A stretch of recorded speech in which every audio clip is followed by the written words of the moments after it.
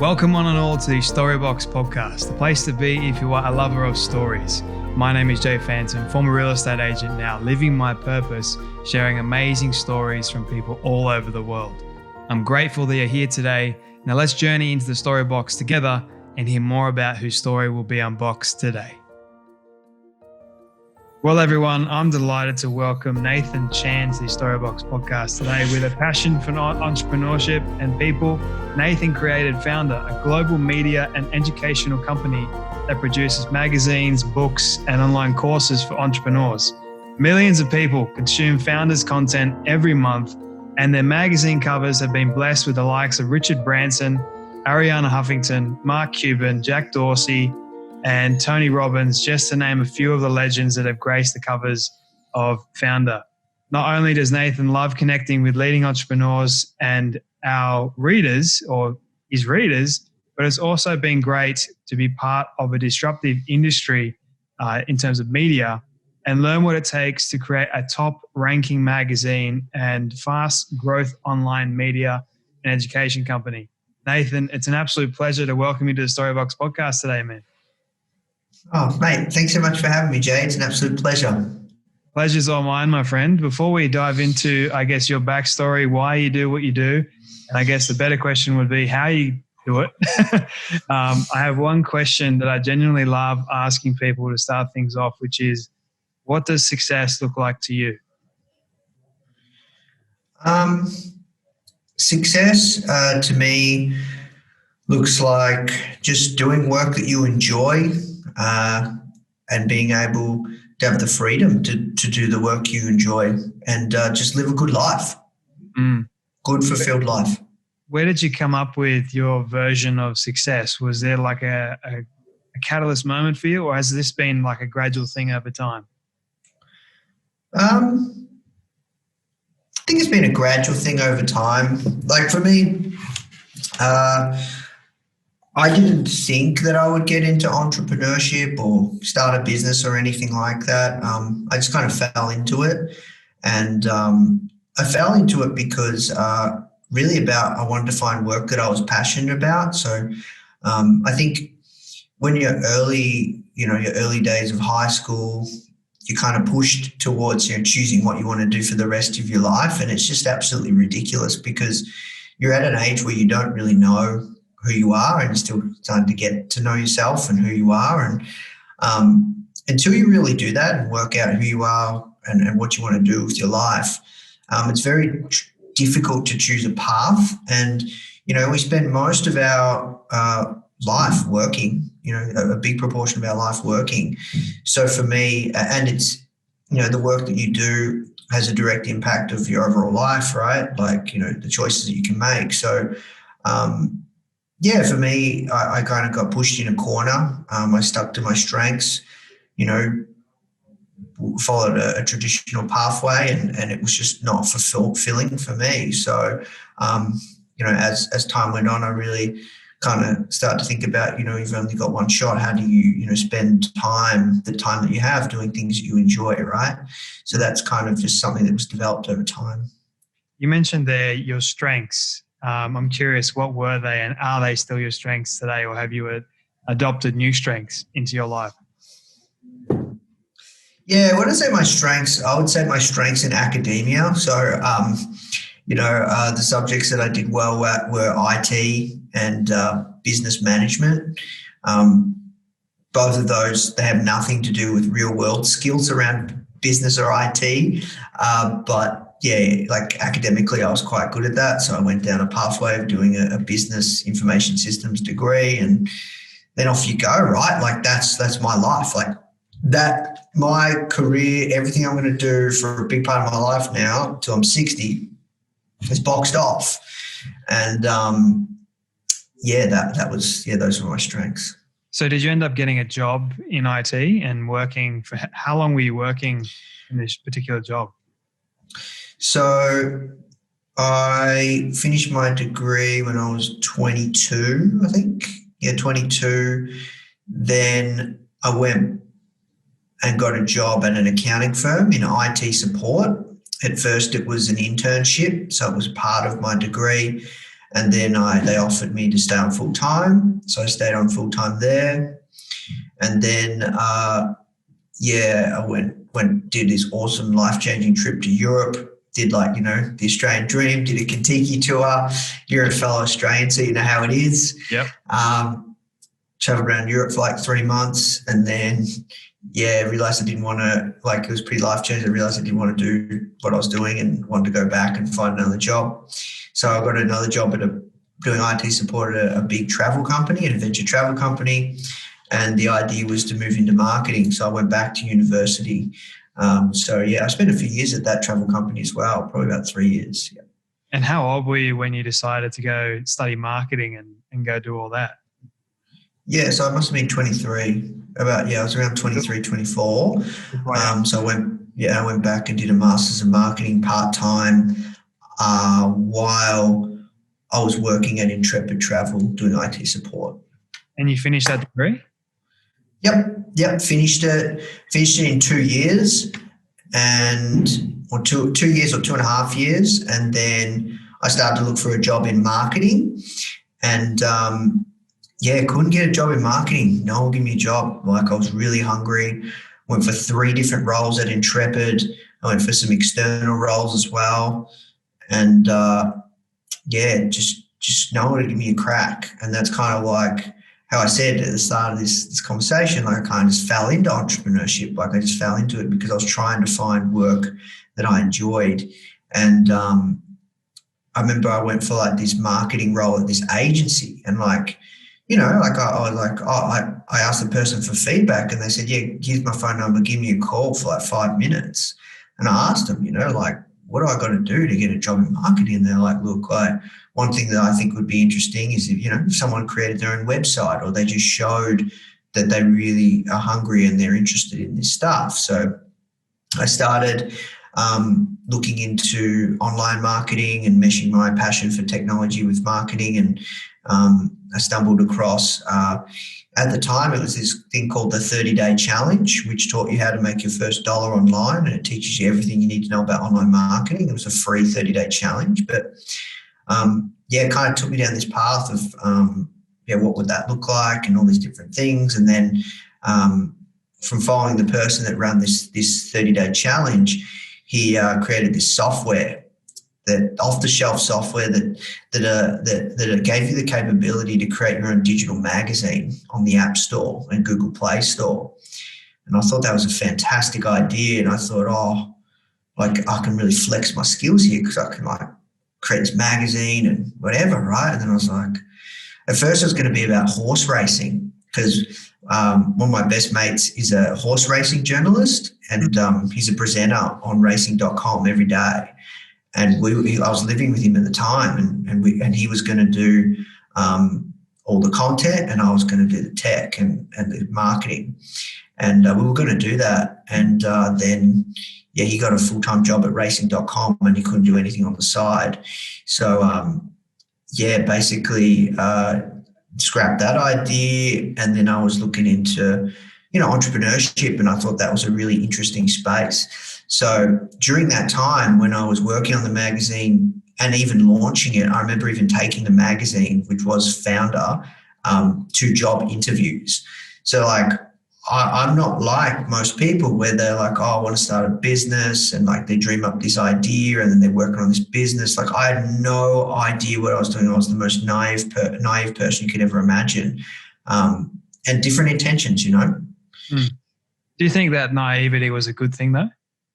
Yeah, 110%, because I didn't overthink things, which I think oftentimes people get in their own head and they want it to be perfect and all these different things. I just went with it, man. I was just so frustrated with the work that I was doing. I just needed to change, and it was forming a part of my identity that I didn't like. I didn't like that I was someone that was working in IT support, and I wasn't proud of the work I was doing. I wasn't proud of my career path. I wasn't proud that I was excited about what got me out of bed, And I think that's so important in life, right? Like I said, you spend most of your life working, a big part of it. I think it's so critical that you do the work that you enjoy. Oh, absolutely, man. I'm curious to know, why weren't you excited to go to work? Because you had studied for such a long time, you'd done all this hard work to get a job in the first place, but yet you weren't happy. So why do you think that was? It wasn't fun. Like Mm. it just didn't fulfill me.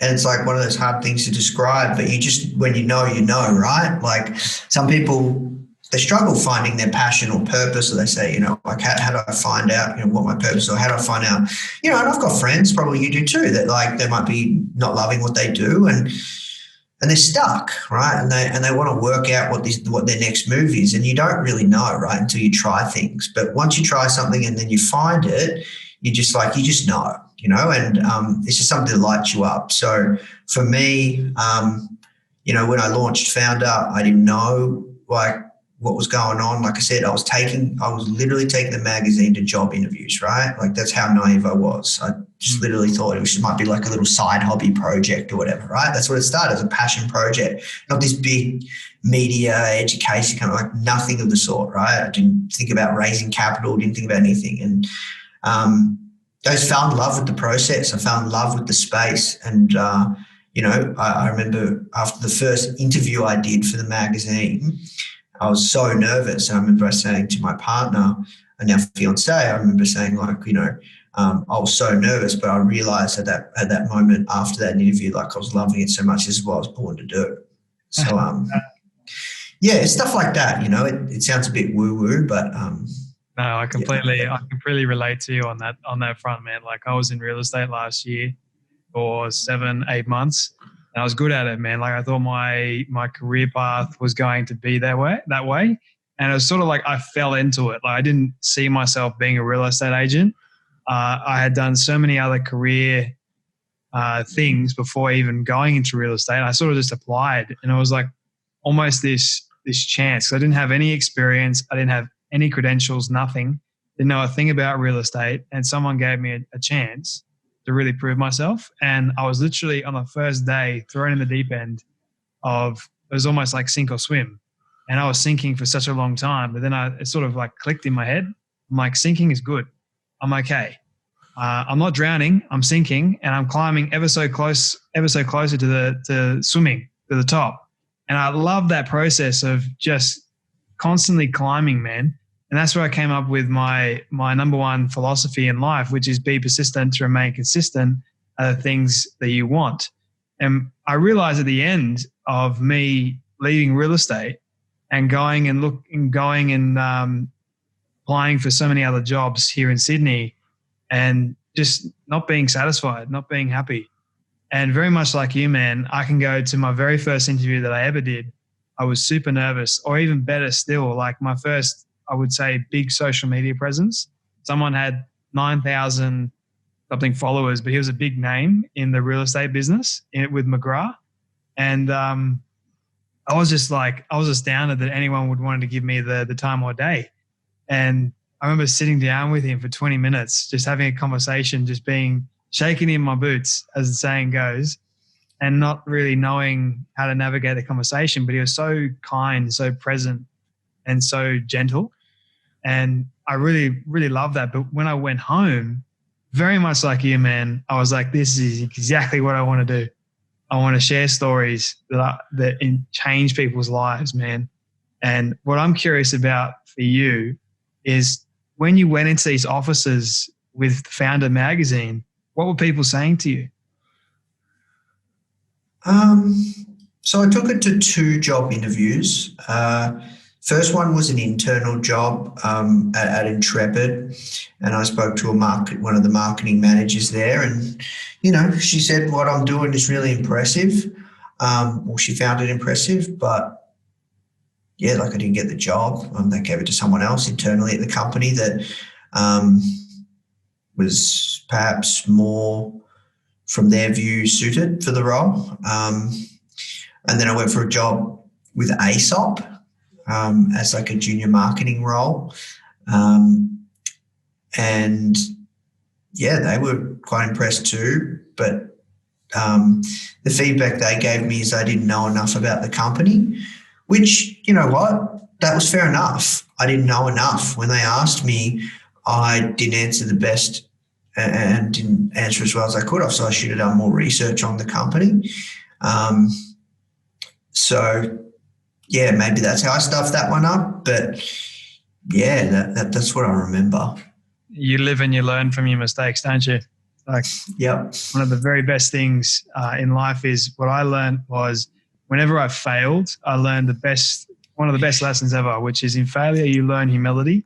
Like, it's one of the most important lessons a person can learn, because if we have like this one little bit of success, we can feel like we're too proud. We're better than somebody else. But I think that when you sort of realize every single day that you aren't better than anybody else, it's only your work that really distinguishes between anything else. Under the surface, man, you're all skin and bone and blood, all that.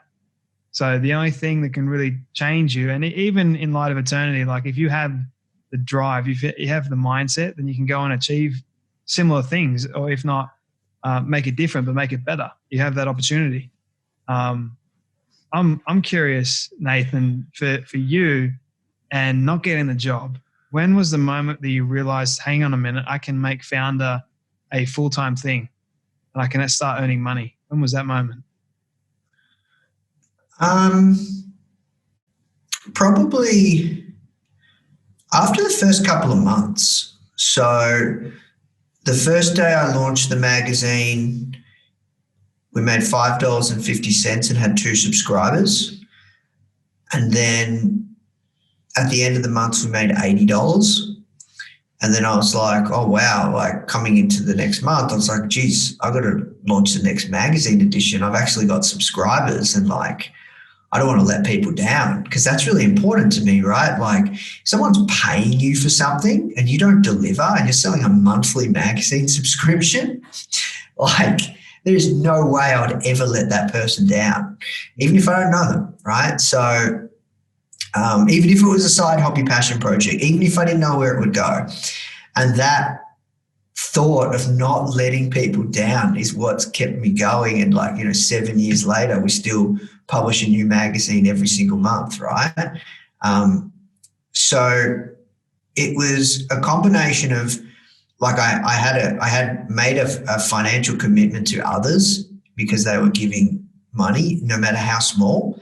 That was the first thing that kept me going. But then the realization that it could be a full-time job was this beautiful thing called recurring revenue, which, it's a subscription, and it just kept going up, right? The second month, it went from $80 to like $200 a month.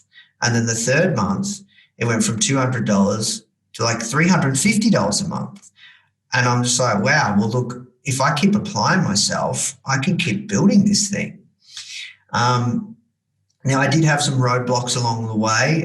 In the first 4 months, we got an interview with Richard Branson for a front cover story, but at the same time, we were sued for trademark infringement. So the magazine wasn't called Foundr at the time. It was called something else. And I ended up changing the name of the magazine to Foundr. So that was an interesting stumbling block, but recovered, kept moving.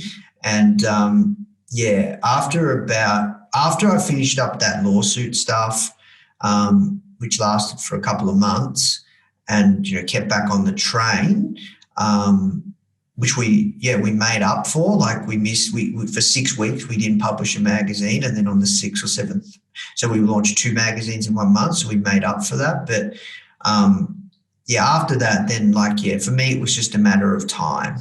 And I started hanging out with people. Like, I was really hardcore networking, and I was going to local entrepreneurial events in Melbourne or meetups, and I was meeting people and networking like crazy, and I was meeting people that were doing all sorts of things full time that was entrepreneurial.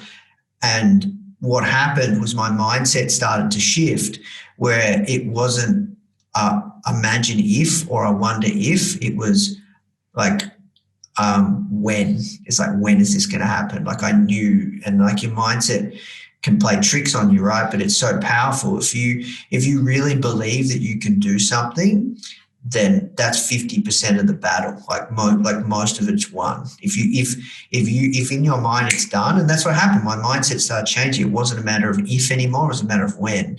And once that clicked on, then I knew that I was onto something. And I was getting really good feedback for the magazine as well. And yeah. What would you say has been the hardest thing about running Foundr, like the day-to-day rituals and routines that you've implemented? What would you say has been the hardest thing?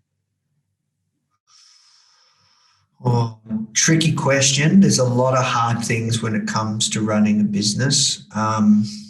If you were to break what's that? If you were to break it all down and you were to look at the one thing that sort of gives you the most pressure, the most anxiety, most stress, and that becomes the hardest thing, what would that be? I reckon, yep, all right, good reframe. I think it would be the responsibility that I have for everyone that works at the company, right? Like we've got a lot of expenses, man. Like we're making moves, right? Like we haven't raised any venture capital, but we sacrifice majority of profit for growth. And yeah, we're making moves, right? So we hired a lot of people. We're doing a lot of stuff, right? Like we've got over 40 people, could be close to 50 by the end of this year. Wow.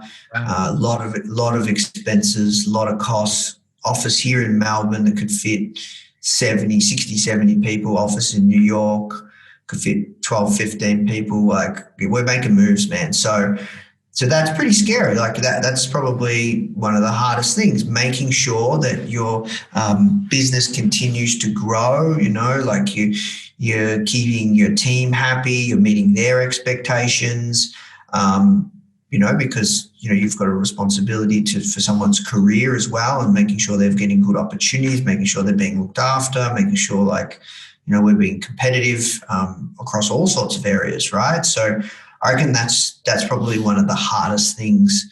It's a good answer, man. What would you say is the key to leadership, key to leading a team that size? Having a good coach. And learning how to be a good CEO. So from my experience, when it comes to scaling a company, right, one of the fastest ways you can do it is learning from others that have done it. But not just like a conversation like we're having, like actually get proper advisors or proper coaches at a proper coaching environment where you're catching up with someone on a regular basis. They're constantly challenging you and pushing you and giving you feedback, and they're helping you problem solve quite frequently. Not just like a random call with the person on clarity, like legit, like coaching or advisory. That's one of the best ways I've found to level up as a leader. And then, I'm a big fan of, more than ever now, reading books about leadership and management. There's some incredible people that have done some amazing things, and they write these amazing books where they just impart all their principles, all their wisdoms, all their lessons, all their experiences. And you can take some of that, you don't have to take it all, but you can take bits and pieces that are relevant to you and you just apply them. So, I think when it comes to leadership, it's really about learning from other great leaders and getting coaching and advisory. I like that, man. It's so true, isn't it? I'm curious to know who has made the biggest impact in your life, whether it's spiritually, mentally, physically, emotionally, financially. Who has it been? Tricky one, because I've been very lucky to be surrounded by really incredible people throughout my journey. Before Foundr too, not even during Foundr. Probably my mum, right? Like if we're getting real, I have a lot of respect for my mum. She's taught me everything I know, or a lot. And she's taught me some really good principles around how to approach life, right? That's probably who's had the biggest impact. In regards to kind of, I guess, professionally, I would say one of my advisors, Steve McLeod. He's been an advisor of mine for 3 years and also founder of the Foundr team at large for 3 years now. That's been incredible. And then, there was a guy that I met on the train before I started Foundr. I talked about this with Tom Bilyeu from Impact Theory, but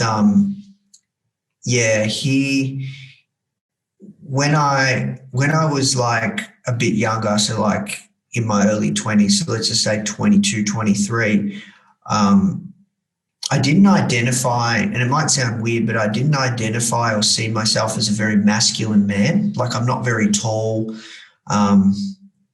A bit feminine in many ways. Like I used to like fashion and all sorts of things. I don't really like contact sports, stuff like that. But I'm a bit of a blokey bloke. Like I love having beers with the boys and getting loose and shit like that. But like, I felt inside me that there was something missing, or so I didn't feel like a masculine man, or I didn't identify. Yeah, when I say identify as a man, that doesn't mean I was looking for a sex change or anything like that. But like, maybe you want to edit that out. But what you mean. People are very sensitive nowadays. That's all. So look, anyways, I started reading these books on masculinity and stuff like that. And I was reading this awesome book called The Way of the Superior Man, like next level book by David Data. And I was reading it while I was on the train. And like this guy, when I got off at the station that I was at, he walked up to me and tapped me on the shoulder and was like, "Oh, hey, I saw you reading that book. It's really good. If you're interested in this kind of men's work kind of stuff, you should check out this other book called Fire in the Belly." And I was like, "Oh, awesome. Thanks so much for the tip." And then I was like, "Oh, well, I'm Nathan, by the way. Like, what do you do with yourself?" This older kind of dude, probably in his 40s or 50s.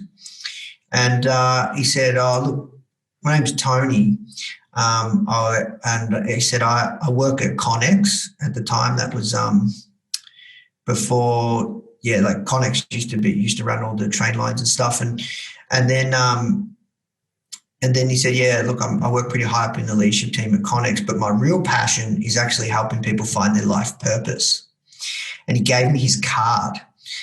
And I left that card on my desk at home for like 4 or 5 months, and I just kept looking at it.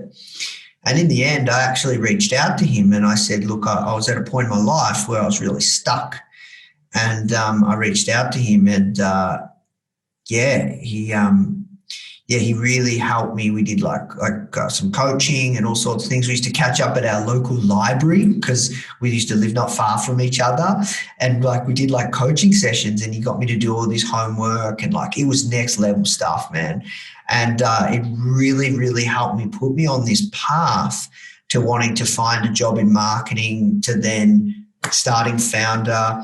And I did a lot of work on myself, man, like really understanding who I was as a person, what I wanted, and developing and cultivating presence, and this idea of being present and being in tune with my gut, my feelings, my emotions, and looking at things in a different way than I was looking at them. And it helped me tremendously. And I use some of these tools, right? Even to this day. Oh, I like that, man. Sorry, the dog was barking in the background there. All good. One question that I've always been curious about asking you, there's a dog, is what is the worst piece of advice you've ever been given?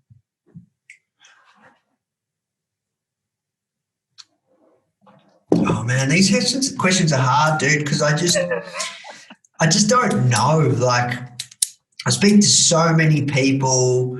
Like, it's not like I go, "Oh, that was shit advice. I'm going to hold on to that, and then I'm going to remember it to recall it."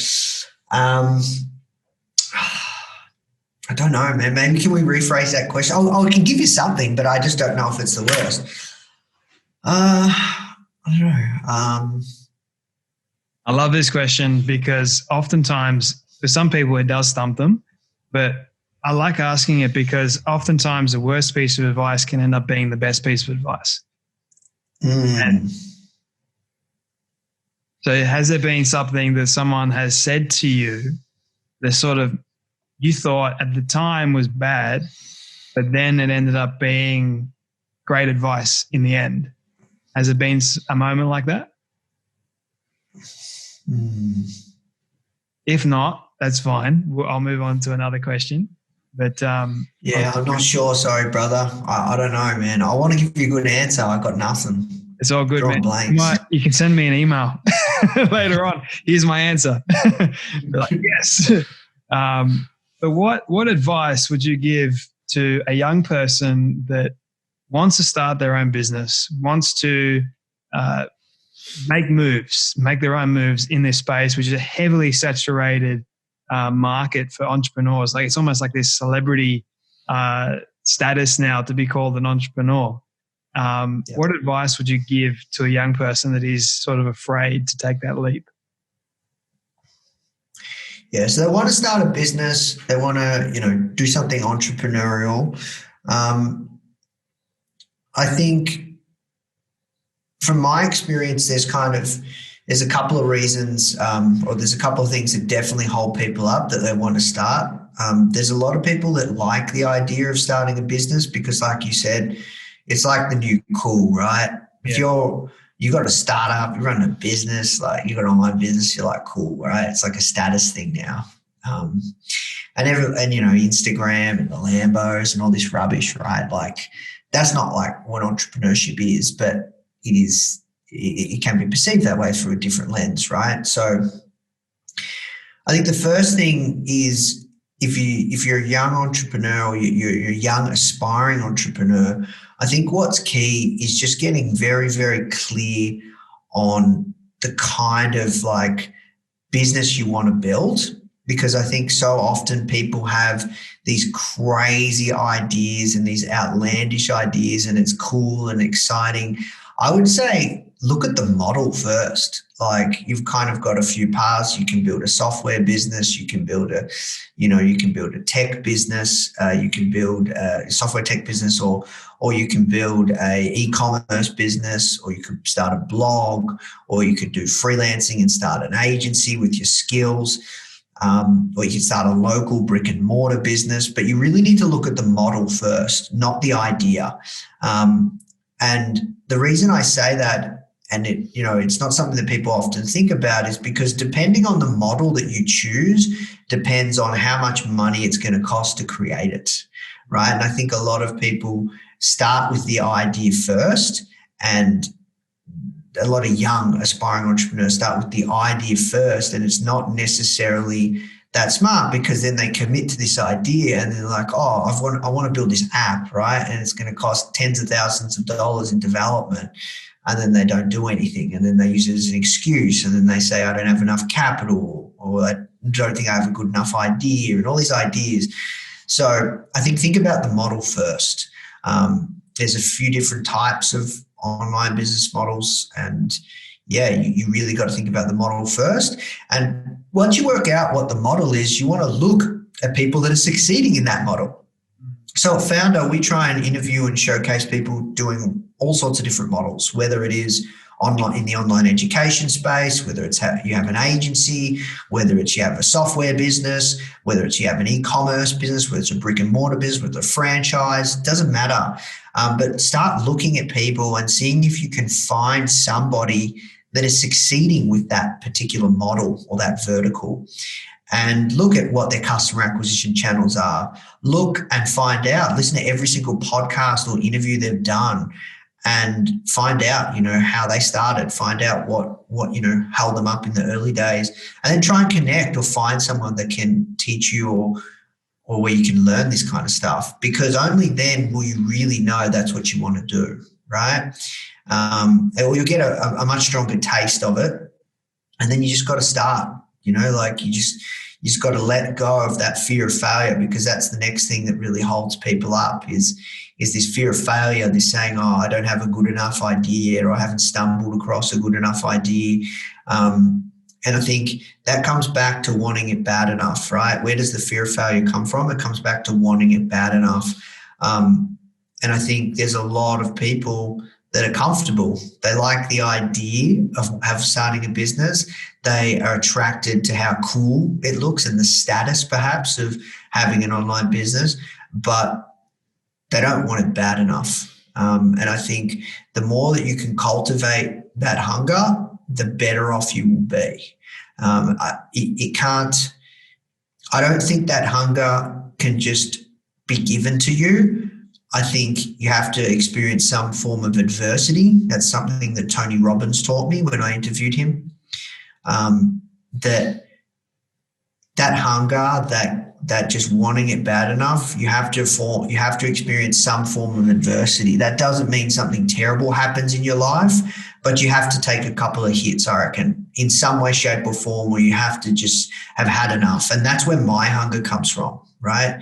My hunger comes from the fact that I was just so sick and tired of just walking around at like the companies that I was at and just people thinking I was an absolute idiot.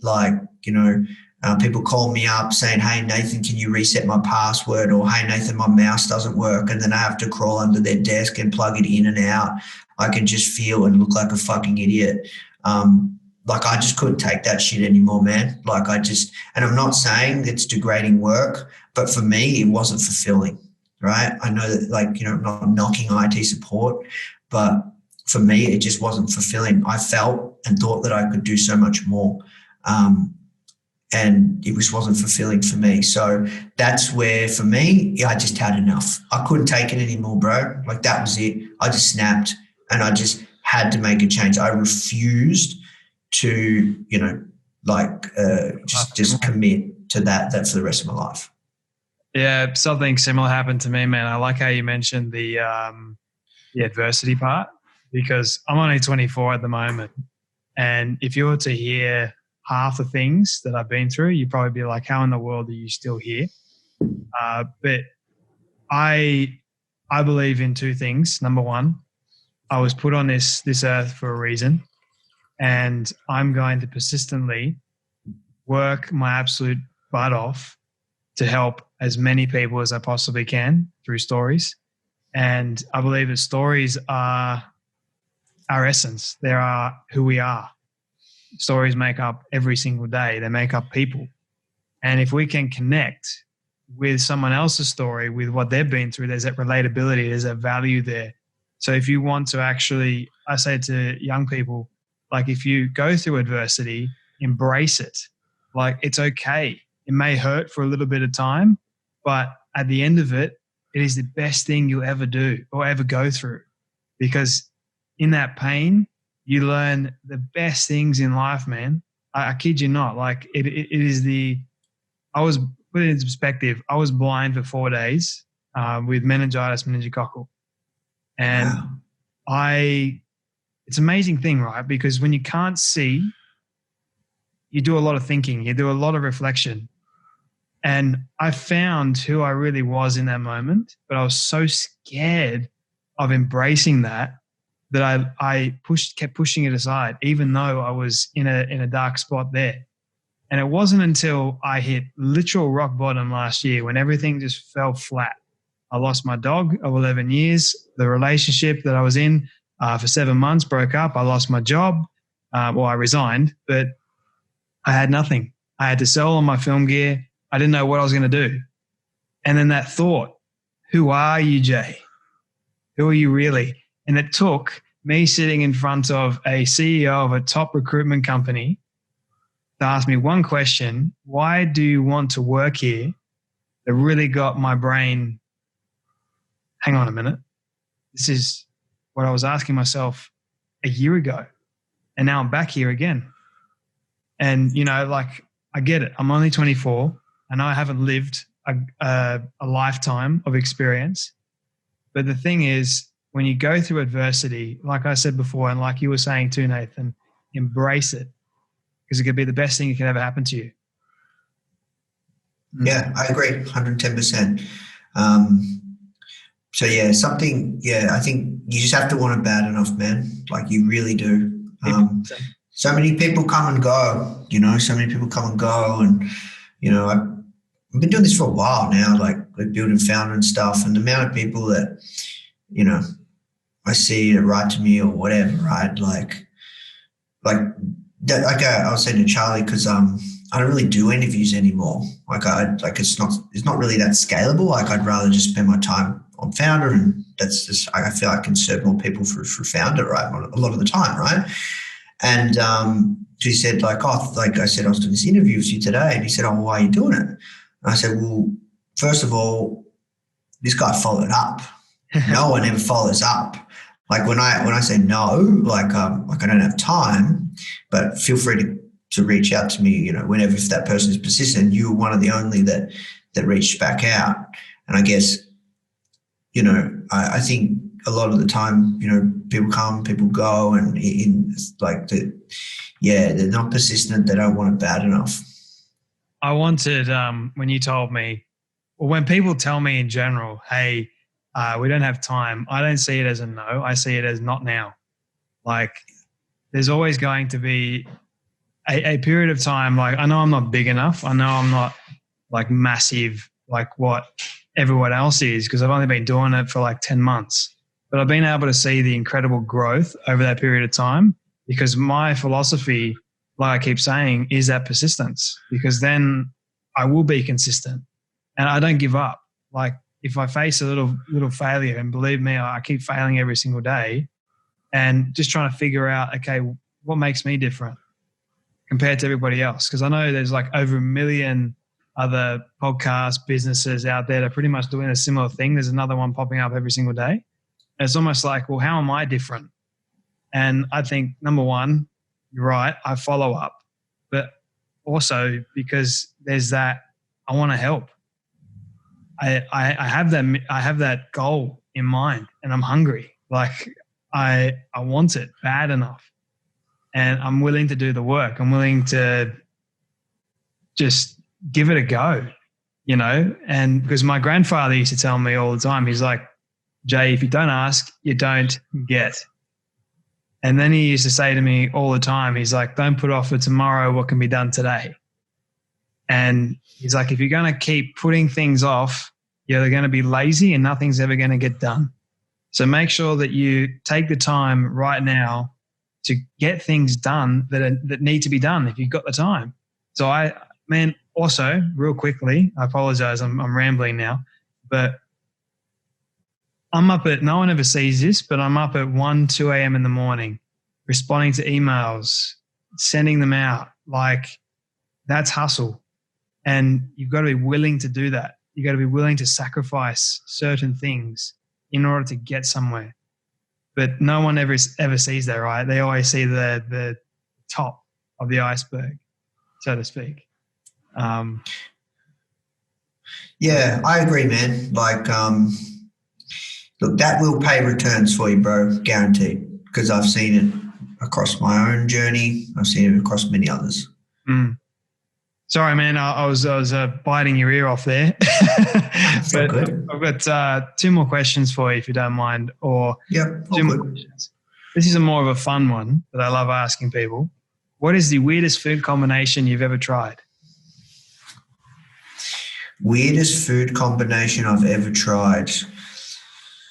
Oh, geez, man. Look, dude, I got a lot of food allergies, so I don't eat a lot of I don't eat a lot of different foods. I've had food allergies my whole life, so you got me again on that one, bro. We got 3 for 3 today, man. How good's that? Yeah. Got no idea. Sorry, bro. I can't answer that one. Like I literally am allergic to dairy, eggs, sesame nuts, peanut, coconut. Like I never had chocolate in my life, ice cream. What? So yeah, I've had it my whole life, like allergies. So yeah, man. So like I can't answer that one. Sorry. You poor man. What do you eat, man? I can have like all dairy, not dairy. I can have all poultry, fish. right? I can have a lot of Chinese food. I can have heaps of food, man. It's just like, yeah, I've had it my whole life, so it's not bad because I just don't know what I'm missing out on, you know? You blew my mind with the you can't have chocolate thing. Far out. You are the first person I've ever met in my life that has said they've never had chocolate. There must be some. I've never met anybody else, man. Like, you're the first person. Oh, man, you need to meet more people, bro. I do. Far out, man. Well, I guess you're not really missing out on too much, but still. Dude, this is my last question. This is my legacy question that I love asking people at the end. So your friends have put together a highlight reel of everything you've ever said and everything you've ever done. And you've been able to reach the age of 100, right? So they've shown it to you on your 100th birthday. Don't ask me how in the world they got it all. We'll just call it magic. But they've shown it to you on your 100th birthday. What do you want that highlight reel of your life to say and to show about it? Basically that he's had a good life. It's been good, like crazy life. It's been good. Good, fulfilled life. I love it, man. Good legacy to leave. Nathan Chan, thank you so much, man, for your story, everything that you're putting out there into the world as well. I just want to honor you and say I really appreciate your time and for actually saying yes and for believing in me. Where can people find you and connect with you? Oh, thanks, man. Yeah, look, really appreciate the opportunity. Always happy to help out a fellow Australian, talk shop. So you can find out more at foundr.com. We have a podcast too. We interview some of the greatest entrepreneurs of our generation. Just foundr.com/podcast. And we have tons of so much content to help you start or grow a business, audio, video, or written content. We're here to help however we can. Thanks so much for coming on the Storybox podcast. You're welcome. Thanks so much for having me, man.